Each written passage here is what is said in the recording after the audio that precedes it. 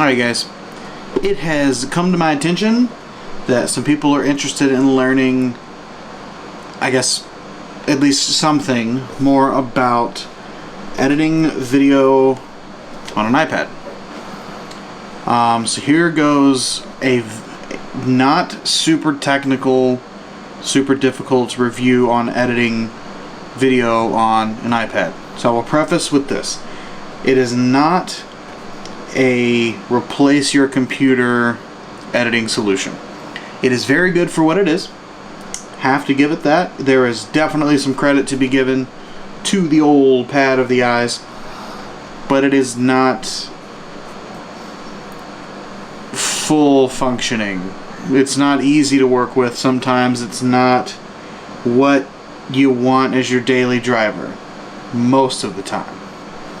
Could totally function as those if this is what you want, because what you can do with this for the price point is literally ridiculous. Blows my mind. It's just harder to do, and it's not what I want for my daily driver. So we'll get into, I just spit on the screen. That's gross. So we'll get into what I use. I use an app called LumaFusion, link below. If you want to see what's on my iPad screen as I'm describing this, I will make a video talking about this product specifically. But for now, we're just going to kind of go over what it's like, not how I do it. That'll make you guys come back for more videos. So, without further ado, somehow I hit play. I'm not sure how I just hit play, but we're gonna ignore that. So, cool thing about this program, it is Apple Pencil. Little snifferooski. It is Apple Pencil usable, which is very fun. That is, I don't know how to describe it, but you know, you don't normally edit videos with touch. You're normally doing like a touchpad and you use a mouse or whatever, but you get to touch and move and double tap and do a bunch of really cool gestures and whatnot with the pencil, which is a really cool medium that you don't normally get to do, which I do like. That makes it fun for sure. But okay, so LumaFusion. It is not a free app. It is $15. Well, it was $15 when I bought it. Let me see if it will tell me the price.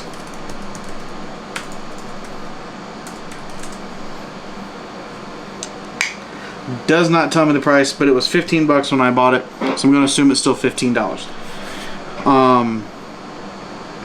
You open things up, and it's very similar to what you're potentially accustomed to. If you've never edited before, then I don't know what kind of learning curve it's going to be with not having any editing background, but it wasn't super duper hard to kind of understand how they did it, but it is different. So you have the timeline on the bottom and you have your viewer and everything. The thing that gets me the most, I'm just going to use this now as a laser pointer, is the importing of files. Because I went with an iPad that doesn't have a lot of storage. It has 128 gigs. And I have to do everything from external hard drives. So I use an adapter piece that I can plug in. I was looking for it, but I don't have it out. Whew. I'm tired. It's light. It's 9. I'm an old man. But you plug in the dongle or adapter or whatever you want to call it, and then you can plug in your hard drive and your SD card. You go into the Files app and you transfer everything over onto the hard drive, and then you can pull it into LumaFusion. From there, something happens that I'm not a super fan of. It doesn't just reference the files that you put on the hard drive. It will re-pull them onto your iPad. So I have lots of issues because I have a small amount of storage on this iPad. I keep having to delete things, and I am not a fan of that. So if you are thinking of doing this, please buy something like 512 or a terabyte. You will need it. Even for photo editing, because it does, it pulls it onto the iPad in a folder somewhere. I have gone in and tried to change that so that it references that external hard drive. Like I can move that folder over, but it doesn't allow me, or I can't do it, or maybe I'm dumb. If you know how to do it, tell me. So that is something to be aware of. You are doubling up space, which also means you can't really, if you're using just the iPad and this is your daily, please ignore the loud bus. If this is your daily, you may not have the ability, actually you probably don't have the ability to save a project file as is for long term, because you can't pull that onto the hard drive. There seems to be no way. Which means if you pull over 50 gigabytes of video and you edit it and you export it and you go to pull in another video, that's another 50 gigs and you're out of space, your iPad will make you have to delete something before you can start the new one, which means you're deleting all the footage, which is okay because it's on the external hard drive, but you have to delete the project because of how it's working.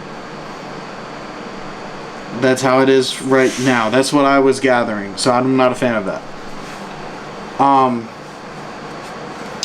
But with that being said, that is like the only thing I'm not a fan of. Everything else is great.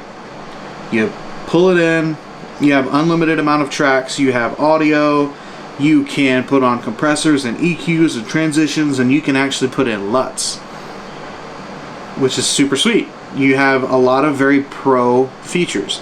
You can do speed changes and reverse your clips and opacity changes. You can use keyframes. It's actually pretty in-depth.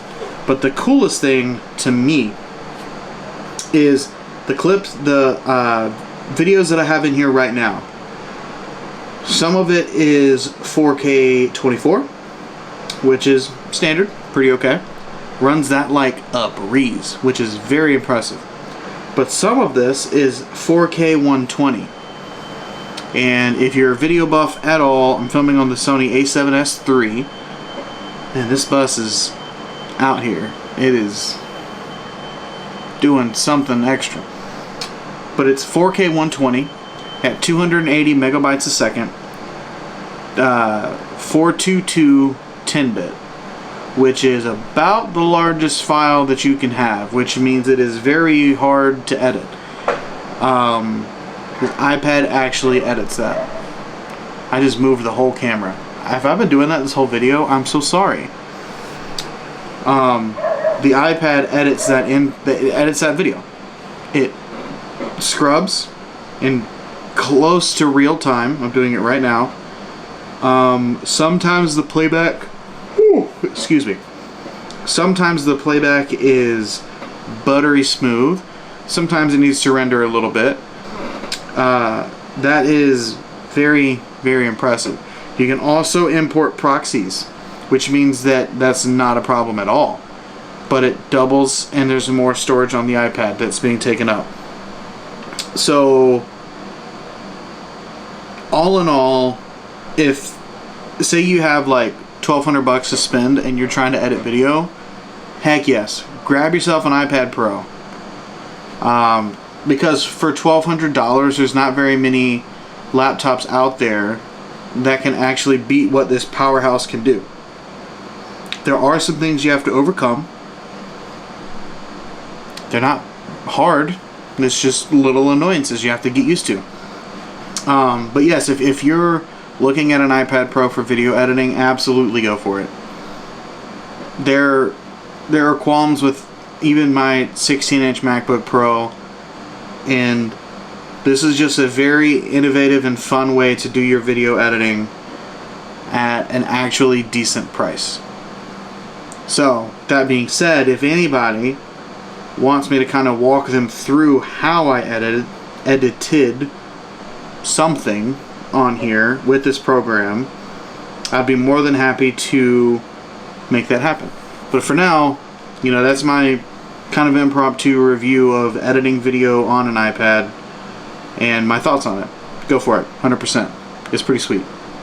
So, yeah, you guys let me know if you want to see what I'm doing on the screens, because I think that would be cool too. Until then, I'll see you later.